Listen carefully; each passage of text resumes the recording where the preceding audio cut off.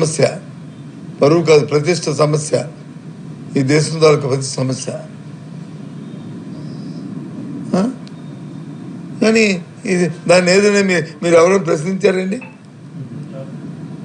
ఇది మిమ్మల్ని క్వశ్చన్ చేస్తాను కాదు, ఐఎమ్ సారీ, ఏమనుకోకండి, డోంట్ థింక్ అదర్వైజ్. నన్ను ఏమని ఇచ్చారు? ఏమన్నా చెప్పండి చెప్పండి చెప్పండి, ఏమని ఇచ్చారు? ఏమన్నా చెప్పండి, ఏమని ఇచ్చారు? ఏమన్నా చెప్పండి. రాష్ట్రపతి కార్యాలయం ఏంటండి? రాష్ట్రపతి నేను ఈ దేశంలో వచ్చి పార్లమెంట్ సభ్యులుగా చేశాను. మనం ఇక్కడ నుంచి సజెషన్ చేస్తే రాష్ట్రపతి కార్యాలయం నుంచి వస్తాయి.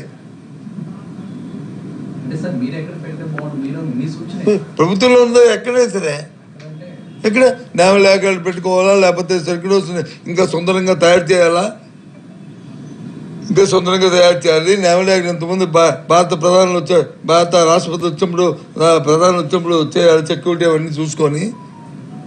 స్థానం కోసం జరిగినప్పుడు ఆంధ్ర యూనివర్సిటీ ఉంది, లేకపోతే జేఎన్టీ ఉంది. నోవల్ రోడ్లకు వచ్చి ఏ రకంగా సెక్యూరిటీ అండి?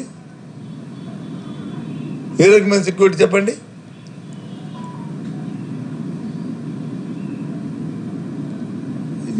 ఇది ఎక్కడికి వెళ్తున్నాం మనం?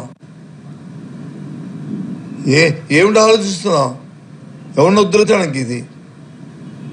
ఇదే భారతదేశ ప్రతిష్ట.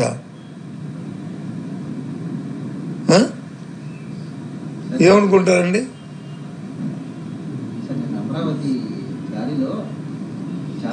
ఈ విషయం మానేసి ఇంకో విషయం ఎందుకు మీరు ఎంతసేపును? మీకు భారతదేశ ప్రతిష్ట అక్కర్లేదు. మీ ఏటీవీ గారిని ఇది మా టీవీ